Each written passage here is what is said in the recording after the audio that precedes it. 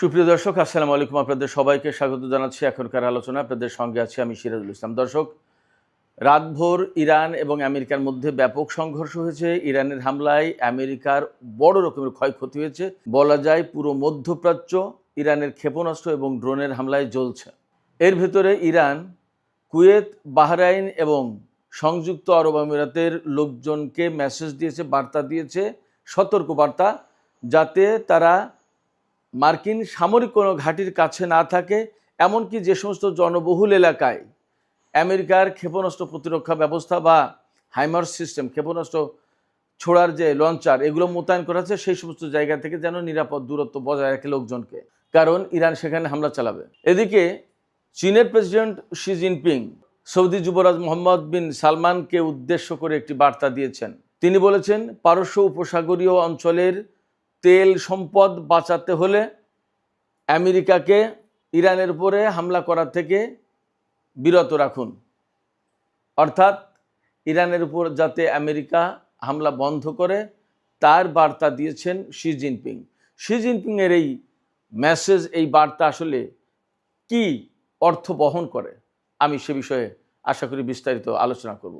এদিকে মার্কিন যুদ্ধবাজ senator Lindsey গ্রাহামের মৃত্যু হয়েছে।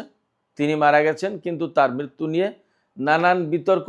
কেন এই বিতর্ক, এবং লিন্ডসে গ্রাহাম আসলে কি ছিলেন, কেন তাকে যুদ্ধবাজ বলা হয়, তিনি আসলে কিভাবে আমেরিকার জন্য, তিনি আসলে কিভাবে মার্কিন অস্ত্র কোম্পানিগুলোর জন্য লাভ বয়ে এনেছেন, সে বিষয় নিয়েও আমি আলোচনা করার চেষ্টা করব। আশা করি আপনারা আজকের এই ভিডিও থেকে বিশেষ কিছু গুরুত্বপূর্ণ তথ্য পাবেন।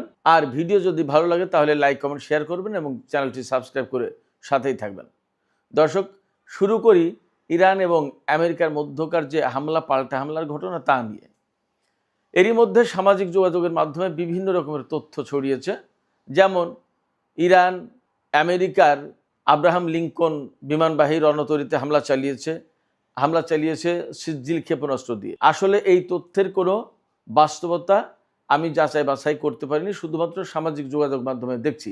আরেকটা ভিডিও ছড়ানো হয়েছে, মার্কিন সবচেয়ে বড় যে বিমানবাহী রণতরী জেরাল্ড আর ফোর্ডে কিভাবে ইরান হামলা চালিয়েছিল এবং ইরানের হামলায় কিভাবে জাহাজটি জ্বলেছে, পুড়েছে এবং মারাত্মকভাবে ক্ষতিগ্রস্ত হয়ে ডকইয়ার্ডে স্থান নিয়েছে, সেই ভিডিও ছড়িয়ে পড়েছে।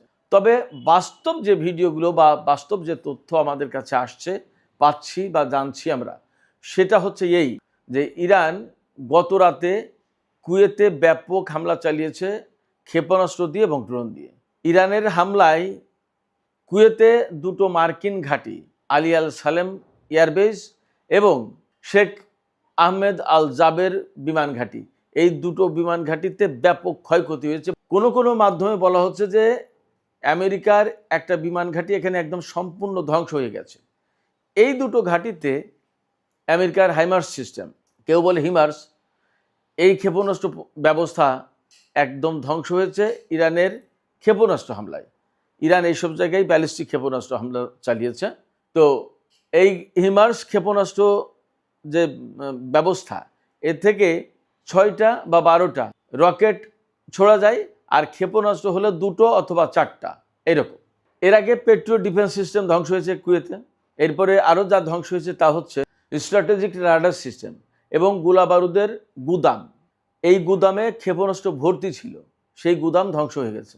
এ সমস্ত অস্ত্র এবং প্রতিরক্ষার সরঞ্জাম আমেরিকার। বাহরাইনে P8 ইলেকট্রনিক ওয়ারফেয়ার এয়ারক্রাফটের হ্যাঙ্গার ধ্বংস হয়েছে, তার মানে সেখানে এই বিমান ছিল। এছাড়া মার্কিন সামরিক ড্রোনের কমান্ড অ্যান্ড কন্ট্রোল সেন্টার একদম কমপ্লিটলি ধ্বংস করেছে। বাহরাইনের নেভাল সাপোর্ট যে বেজ, যেখান থেকে মার্কিন বাহিনীকে সাপোর্ট দেওয়া হয়, এই বেজে হামলা চালিয়েছে এবং সেখানে এত ভয়াবহ হামলা হয়েছে যে সর্বশেষ যে খবর যখন আমি পেলাম, আমি এই ভিডিও যখন করছি তার কিছুক্ষণ আগে, তখনও সেখানে জ্বলছে, ঘাঁটি জ্বলছে। এর ভিতরে নতুনত্ব যোগ হয়েছে, ইরান ওমানে হামলা চালিয়েছে, ওমানের মার্কিন ঘাঁটিতে। সেখানে কি হয়েছে, সেখানে FPS long range air surveillance radar system আছে। এই সিস্টেমের উপরে আঘাত এনেছে ইরান। আর ওমানে আরেকটি মেরিটাইম অর্থাৎ সমুদ্রে নজরদারি চালানোর জন্য রেডার সিস্টেম সেট করা আছে, তাতেও হামলা চালিয়েছে। এরপরে সংযুক্ত আরব আমিরাতের আল জাফরা এয়ারবেজ, সেখানে ব্যাপক হামলা চালিয়েছে ইরান, জ্বলছে। অ্যাট দ্য সেম টাইম জর্দানের প্রিন্স হাসান এয়ারবেজ, সেখানেও হামলা চালিয়েছে। সেখানে জ্বালানি ডিপো এবং অস্ত্র গুদাম ধ্বংস হয়েছে। এর আগে রোববার তো সেখানে বিমানের হ্যাঙ্গার এবং বিমান ধ্বংস হয়েছিল বলে বলা হচ্ছে। কুয়েতে যে অস্ত্র গুদাম ধ্বংস হয়েছে সেখানে ATACMS এই ক্ষেপণাস্ত্র ছিল এবং টমাহক ক্রুজ ক্ষেপণাস্ত্র ছিল। অনেক বড় ক্ষতি আমেরিকার জন্য এটা। ইরান এই সমস্ত হামলার জন্য যে সমস্ত ক্ষেপণাস্ত্র ব্যবহার করেছে, প্রধানত কদর, ইমাদ, খাইবার শেখান, ফতে 110 এবং জুলফিকার। কেউ কেউ বলছে বা কোনো কোনো মাধ্যমে খবর পাওয়া যাচ্ছে যে ইরান সেজিল ক্ষেপণাস্ত্র ব্যবহার করেছে। এর ভিতরে কোনো কোনোটা কিন্তু হাইপারসোনিক ক্ষেপণাস্ত্র, আর সবই তো ব্যালিস্টিক ক্ষেপণাস্ত্র। ইরান গত রাতে যেভাবে হামলা চালিয়েছে, ইরানের উপরেও কিন্তু আমেরিকা ব্যাপক হামলা চালিয়েছে। ইরানের খুজেস্তান প্রদেশের একটি শিল্প অঞ্চলে ব্যাপক হামলা চালিয়েছে, বিমান হামলা বা ক্ষেপণাস্ত্র হামলা চালিয়েছে। এরপরে বন্দর আব্বাসে, সিরিক দ্বীপে, কেশম দ্বীপে, কিশ দ্বীপে, অর্থাৎ পারস্য উপসাগরের যে ইরানি উপকূলের যে এলাকা, এই পুরো উপকূল এলাকার জুড়ে প্লাস ভেতরেও ব্যাপক হামলা চালিয়েছে, অনেক বড় হামলা। এর জবাবে ইরান কার্যত ক্ষেপণাস্ত্র বৃষ্টি চালিয়েছে মধ্যপ্রাচ্যে মার্কিন ঘাঁটিগুলো লক্ষ্য করে।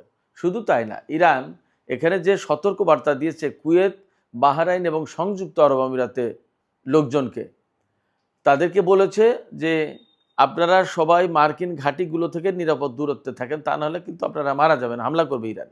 পাশাপাশি বিভিন্ন লোকালয়ে, এই সমস্ত দেশের বিভিন্ন লোকালয়ে যেখানে বেসামরিক লোকজন বসবাস করে, সেই জায়গায় হাইমার সিস্টেম, মানে ক্ষেপণাস্ত্র প্রতিরক্ষা ব্যবস্থা বা ক্ষেপণাস্ত্র ছোড়ার জন্য লঞ্চার সিস্টেম, এগুলো সব বসিয়েছে। সেই সব জায়গা তো ইরান ঠিকই খুঁজে খুঁজে বের করে হামলা চালাবে, তাহলে বেসামরিক লোকজনের ক্ষয়ক্ষতি হবে। বেসামরিক লোকজন যাতে হতাহতের শিকার না হয়, ইরান এই জন্য কুয়েত, বাহরাইন এবং সংযুক্ত আরব আমিরাতের লোকজনের প্রতি আহ্বান জানিয়েছে যে আপনারা মার্কিন ঘাঁটি এবং মার্কিন সামরিক অস্ত্র প্রতিরক্ষা ব্যবস্থা এই সমস্ত যেসব জায়গায় আছে, সেই সব জায়গা থেকে আপনারা নিরাপদ দূরত্বে থাকেন। তার মানে এই সমস্ত দেশে ব্যাপকভাবে হামলা চালাবে ইরান, তাতে আপাতত আর কোনো সন্দেহ নেই। শুধু তাই না, ইরান কিন্তু এই হুঁশিয়ারি উচ্চারণ করেছে, পারস্য উপসাগরীয় যে সমস্ত আরব দেশ ইরানের বিরুদ্ধে যুদ্ধ করার জন্য আমেরিকাকে ঘাঁটি, বন্দর, আকাশপথ দিয়ে সহযোগিতা করছে, তারা যদি তাদের তেল সম্পদ ব্যবহার করতে চায় তাহলে এখনই এই সমস্ত ঘাঁটি ব্যবহার বন্ধ করুক, অর্থাৎ আমেরিকার সেনারা যাতে এই সমস্ত ঘাঁটি ব্যবহার করতে না পারে। একই কথা বলেছে চীনের প্রেসিডেন্ট শি জিনপিং সৌদি যুবরাজ মোহাম্মদ বিন সালমানকে। চীনা প্রেসিডেন্ট বলেছেন যে পারস্য উপসাগরীয় এলাকার আরব দেশগুলো যদি তেল এবং গ্যাস ব্যবহার করতে চায়, এই সম্পদগুলো যদি বাঁচাতে চায় ইরানের ক্ষেপণাস্ত্র থেকে, তাহলে এই সব দেশ যেন আমেরিকাকে তাদের ঘাঁটি মাটি ব্যবহার করা থেকে বিরত রাখে, বন্ধ করে দেয়, যাতে আমেরিকা ব্যবহার করতে না পারে। এক। দুই হচ্ছে, শি জিনপিং আরও বলেছেন যে এই পারস্য উপসাগরীয় আরব দেশগুলোর নেতাদের উচিত ইরানের নেতৃত্বকে ধ্বংস করার জন্য আমেরিকা যেভাবে ক্ষেপণাস্ত্র এবং বিমান হামলা চালাচ্ছে সেইগুলো বন্ধ করতে বাধ্য করা উচিত আমেরিকাকে। তার মানে এখানে চীনের পক্ষ থেকে কিন্তু আরব দেশগুলোকে একদম পরিষ্কার বার্তা দেওয়া হয়েছে। এই কথা মানে হচ্ছে যে তার মতামত বা তাদের পর্যবেক্ষণ বা তাদের সিদ্ধান্ত জানিয়ে দেয়া। এখন কি করবে সেগুলো সৌদি আরব বা পারস্য উপসাগরীয় আরব দেশগুলোর ব্যাপার, কিন্তু চীন যে এই বিষয়গুলোকে ভালো চোখে দেখছে না, এটা কিন্তু পরিষ্কার হয়ে গেছে শি জিনপিংয়ের এই বক্তব্য থেকে। এর মানেই হচ্ছে চীন কার্যত ইরানকেই সমর্থন করছে। তার মানে ইরানের উপর যে হামলা চালাচ্ছে আমেরিকা, সেই হামলাকে সমর্থন করলো না বা সেই হামলাকে পছন্দ করছে না, সেই হামলা বন্ধ হওয়া উচিত, তিনি সে বার্তাও দিলেন। ফলে এখানে একদম ক্লিয়ার, কোনো মতেই চীন এই যুদ্ধকে সাপোর্ট করছে না, আরব দেশগুলো যা করছে তাও পছন্দ করছেন না। তার মানে আরব দেশগুলোকে প্রেসিডেন্ট শি জিনপিং এই বার্তা দিলেন যে তারা যেন, অর্থাৎ আরব দেশগুলো যেন আমেরিকাকে সহযোগিতা না করে। এবার সে হরমুজ প্রণালী তো কার্যত বন্ধই রয়েছে। গতকাল অর্থাৎ রোববার সব কিছু মিলে মোট 6টা জাহাজ হরমুজ প্রণালী অতিক্রম করেছে। তার ভিতরে ইরানের 1টি বা 2টি জাহাজে 2 মিলিয়ন অর্থাৎ 20 লাখ ব্যারেল তেল পরিবহন করা হয়েছে। আর একটা জাহাজ ছিল কুয়েতের 5 লাখ ব্যারেল তেলের জাহাজ। মোট 6টা জাহাজ গতকাল চলাচল করেছে হরমুজ প্রণালী দিয়ে। তবে আমেরিকা যে দাবি করছে যে হরমুজ প্রণালী খোলা আছে, না, খোলা নেই, পরিপূর্ণভাবে খোলা নেই। কিছু কিছু জাহাজ যেতে দিচ্ছে ইরান, যেগুলোকে তারা অনুমতি দিচ্ছে। যাই হোক সুপ্রিয় দর্শক, আলোচনার শেষ পর্যায়ে মার্কিন যুদ্ধবাজ সিনেটর, যাকে হকিস বলা হয়, এটা মশহুর, তিনি একদম ফেমাস এইভাবেই, হকিস সিনেটর লিন্ডসে গ্রাহামের মৃত্যুর যে বিতর্ক, মৃত্যু সম্পর্কে যে বিতর্ক উঠেছে সেই সম্পর্কে কিছু কথা বলি। বলা হচ্ছে তার স্বাভাবিক মৃত্যু হয়েছে, মানে আকস্মিক মৃত্যু হয়েছে, হঠাৎ করে হার্ট অ্যাটাক করে বা একটা কিছুতে হঠাৎ অসুস্থ হয়ে পড়ে মারা গেছে। কিন্তু বলা হচ্ছে তিনি তার আগে ইউক্রেনে ছিলেন এবং ইউক্রেনে একটা ড্রোন উৎপাদন কারখানা পরিদর্শন করেছেন। ইউক্রেনের প্রেসিডেন্ট ভলোদিমির জেলেনস্কির সাথে বৈঠক করেছেন। তিনি আমেরিকা থেকে পোল্যান্ড হয়ে ইউক্রেনে গেছেন, ইউক্রেন থেকে পোল্যান্ড হয়ে আবার আমেরিকা ফিরেছেন। যে সময়সীমা বলা হচ্ছে তাতে তিনি ইউক্রেন থেকে পোল্যান্ড হয়ে আমেরিকায় ফিরে যেতে পারেন না, এরকম একটা কথা, এরকম দাবি উঠেছে। তিনি মূলত রাশিয়ার ক্ষেপণাস্ত্র হামলায় মারা গেছে ইউক্রেনের ভেতরে, এই কথা গোপন করার জন্য তাকে তড়িঘড়ি করে বলা হচ্ছে যে তিনি তার নিজ বাসভবনে তিনি মারা গেছেন আকস্মিকভাবে অসুস্থ হয়ে পড়ে। যাই হোক, তিনি যেভাবে মারা যান না কেন, তিনি মারা গেছেন, এটা হচ্ছে বাস্তবতা। কিন্তু তিনি যুদ্ধবাজ হিসেবে খ্যাত কেন, কি করেছেন তিনি? একদম সহজ। তিনি 2003 সালে সিনেটর নির্বাচিত হয়েছেন সাউথ ক্যারোলাইনা থেকে। সাউথ ক্যারোলাইনা থেকে সিনেটর নির্বাচিত হওয়ার পরে 2003 থেকে 2026 সাল পর্যন্ত তিনি 5 বার সিনেটর নির্বাচিত হয়েছেন। এবারও তিনি নির্বাচন করবেন বলে কথা ছিল। তো তিনি সবসময় আমেরিকার যুদ্ধের পক্ষে, অস্ত্র উৎপাদন বাড়ানোর পক্ষে, সামরিক বাজেট বাড়ানোর পক্ষে, বিভিন্ন দেশে দেশে যুদ্ধ, সামরিক আগ্রাসন বা সামরিক অভিযান যাই বলেন, এইগুলো চালানোর পক্ষে। যেমন এই যে ইরানের ব্যাপারে, ইরানের উপরে পারমাণবিক বোমা হামলা চালানো উচিত, ব্যাপকভাবে হামলা চালানো উচিত, একদম ইরানের নেতৃত্বকে, সরকারকে ধ্বংস করে দেওয়া উচিত, গাজাকে একদম ধ্বংস করে দেওয়া উচিত, সিরিয়ায় আমেরিকার হামলা চালানো উচিত, ইরাকে হামলা চালিয়েছে, আফগানিস্তানে, লিবিয়ায়, প্রত্যেকটা জায়গায় লিন্ডসে গ্রাহামের সমর্থন ছিল এবং তিনি সবসময় যুদ্ধের পক্ষে ওকালতি করে, সবসময় অস্ত্র উৎপাদন বাড়ানোর ব্যাপারে ওকালতি করে এবং সবসময় সামরিক বাজেট, মার্কিন সামরিক বাজেট বাড়ানোর ব্যাপারে ওকালতি করে। কারণ কি, তিনি যতবার নির্বাচিত হয়েছেন প্রত্যেকবার মার্কিন যত অস্ত্র নির্মাতা কোম্পানি, এই যে বোয়িং বলেন, লকহিড মার্টিন বলেন, তারপরে আপনার নর্থরপ গ্রুম্যান, এরকম যত কোম্পানি আছে, প্রত্যেকটা কোম্পানি তাকে, কোম্পানির মানে কর্মকর্তারা লিন্ডসে গ্রাহামকে নির্বাচনের সময় তহবিল সরবরাহ করে, তহবিল দেয়, মানে অর্থ দেয়, ডলার দেয়, যাতে তিনি নির্বাচনে ব্যাপকভাবে পয়সা খরচ করতে পারেন এবং তিনি নির্বাচন করার পর থেকে আজ পর্যন্ত কখনো সম্ভবত হারেননি। কারণ কি, ব্যাপকভাবে তিনি টাকা খরচ করেন। আর তাতে এই অস্ত্র কোম্পানিগুলো তাকে কেন টাকা দেয়? তাকে টাকা দেয় মূলত এই কারণে যে তিনি তো অস্ত্র কোম্পানিগুলোর পক্ষে কথা বলেন, অস্ত্র উৎপাদনের কথা বলেন, বিভিন্ন দেশে দেশে যুদ্ধ, সামরিক অভিযান পরিচালনার কথা বলেন এবং সামরিক বাজেট বাড়ানোর কথা বলেন।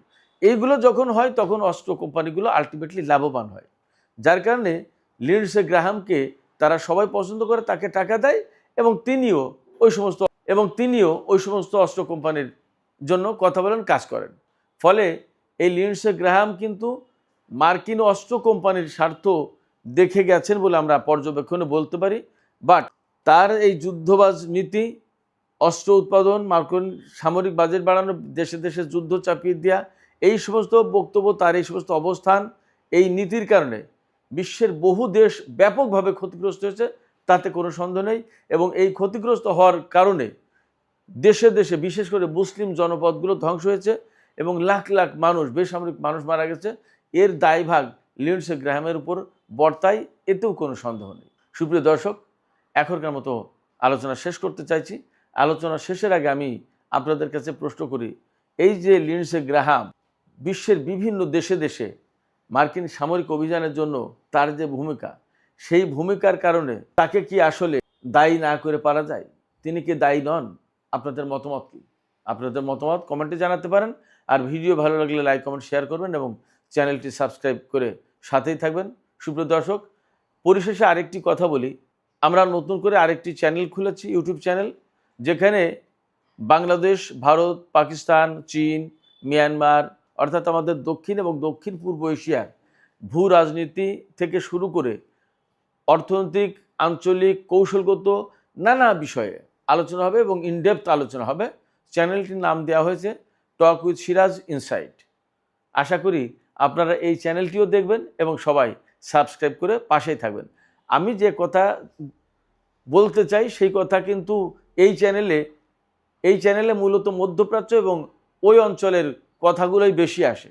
সেক্ষেত্রে আমাদের অঞ্চল, আমাদের যে দক্ষিণ এশিয়া বা দক্ষিণ পূর্ব এশিয়া বাদ থেকে যাচ্ছে, এই বিষয়েও অনেক বিশ্লেষণ দরকার। সেই জন্য নতুন এই চ্যানেল খোলা, টক উইথ সিরাজ ইনসাইট।